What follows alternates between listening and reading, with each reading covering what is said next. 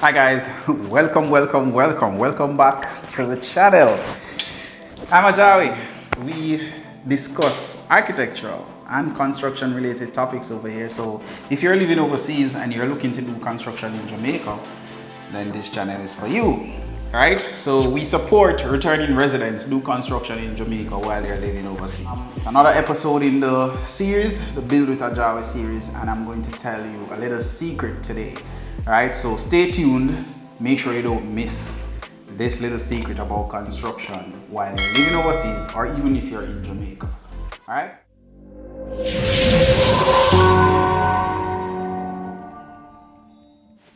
Alright guys, so welcome back. So let's get into it. So we're doing construction right now and we're progressing very nicely with the project, and we're at a point where we're actually selecting materials, right?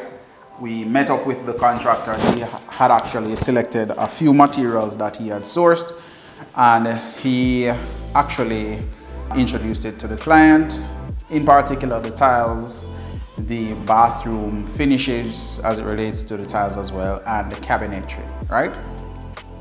He also introduced the toilet.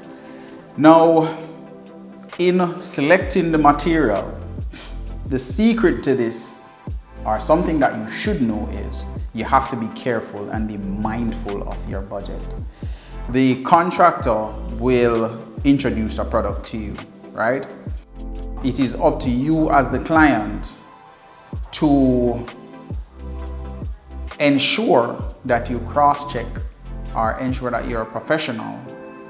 The contract administrator cross-check the cost of the material that you are selecting with the actual BQ item, right? So we went to the meeting and we actually looked at the material that the contractor introduced or suggested, right? What I did is I wrote down the cost for that specific material or that particular material, and then after that I allowed him to introduce it, allow him to speak to the client. But the client liked the material, but they are not thinking about the cost implication. So what I did was I took the value of the material, and then I went back to the office and cross-checked it, right? I spoke with the quantity surveyor to ask him, okay, the cost per tile is this. I saw in the BQ a particular cost, right? And what I did was to ask him, is this above or below what you have stated here? The reason why I asked that is because the unit of measurement, right? So the contractor is costing me per tile, while the QS is costing me per square meter. So he's costing the BQ per square meter, while the contractor is costing it per tile. Now, when I did this, he actually calculated it and said, well, based on the cost I'm seeing here, we will be over budget, right? That right there is room for a variation within the contract if we were to go ahead and select that tile, right? Because the client does not know the technicalities of the BQ and would not be able to identify or recognize that I'm actually selecting a material that I like that is actually over the intended budget. So now what I have to do is now go back to the contractor, which I did, and say to him, hey, based on what you have suggested, it would actually go over the budget. What other alternative do we have that will stay within that budget, right? So my main concern is actually staying in budget and being on same quality of material, right? So now I have to now go and possibly find a material that is of the same quality but at a more reasonable rate based on the BQ. Or the client would now have to brace themselves for a variation in cost as it relates to payment to the contractor, right? Because the client is the one who is selecting that particular material.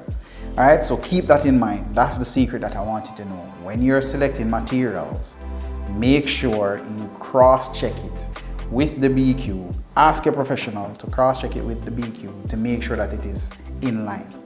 Another material that I recognize as being over budget. The contractor suggested a toilet. The toilet was 34,000. Yes, 34,000 for one toilet for sit down pan.